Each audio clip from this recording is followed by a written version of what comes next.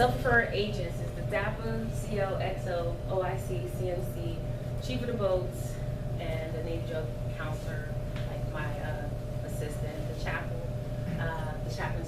Medical Fleet Therapy Support Center Counselor. All those people can help you if you don't want to just talk to one person. You can talk to any one of those at any level. But it's best to talk to the DAPA so that the DAPA can get you to those people that you actually need, because we have the resources. I want to make sure all help is rendered. Command referrals. Command refers for help before an incident penalty. So I think you were saying it earlier. So if you come to work and you're still drunk, you're ultimately an incident, but it is up to the command to decide which one are you. If you're going to be a command incident or just a regular incident. So.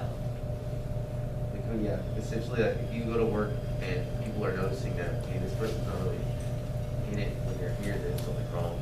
The command itself can say, look, we don't want to get you in trouble, but we need you to go get help. So that's a command referral. So they're not going to punish you, but they're going to make sure that you go and see a DAPA.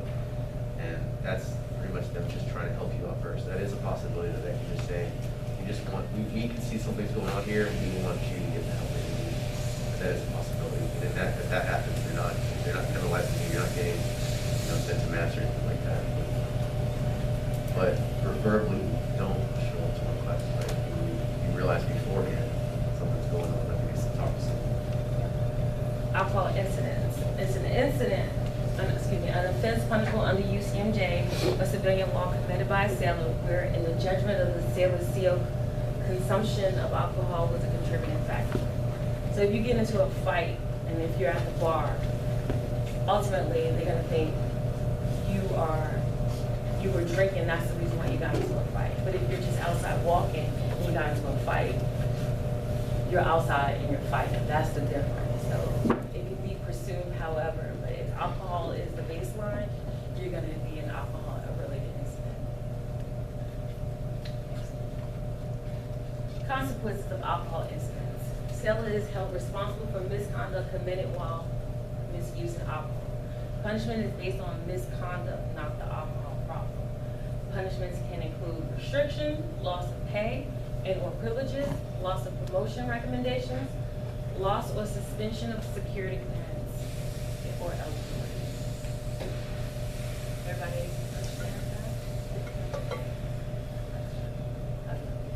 CL shall initiate administrative separations processing for second DUIs, DWIs in a career, or second alcohol incidents in a career after a period of treatment, unless waiver obtained from OPNAV November 170 Alpha. Severe alcohol-related incidents, misconducts, and or repeat offenses may result as several court-martial.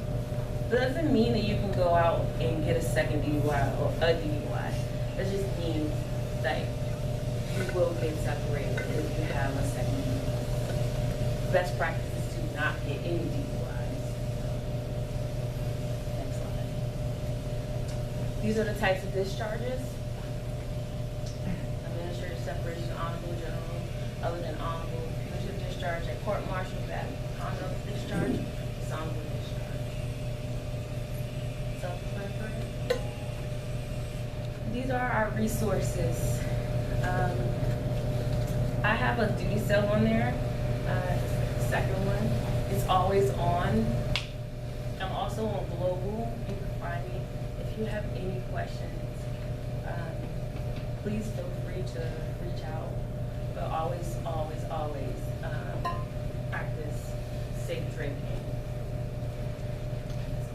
If you know a sailor or anyone that's in the military, you think is having an issue and you don't want to sit there and continue to watch it, you can refer them, you can talk to their command, you can talk to the command about it, and they can reach out and get that person out. As long as they're in the military, we can help them. But we can't help somebody if A, they don't ask for help, B, no one tells us that they need help. Right? No one knows they exist until you let them know. Please let us know. Okay? Well, we want to make sure that everyone gets help they need. Who are the people you can go to refer?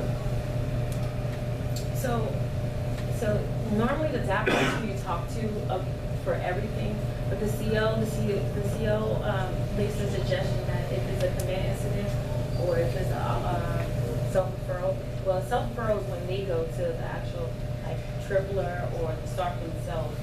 But if they come straight to the DAPA, it'll be up to the command to decide if it's still a self-referral or if it's an incident or a command incident. The sailor self-refers, no incident at all, self-refers. Does the command get notified? Okay, so the command is involved on a need-to-know basis, but it's not an anonymous. It's not anonymous, no, but it won't be broadcasted as well. And, when the referral process starts, you sign a confidentiality agreement with the applicants with the person.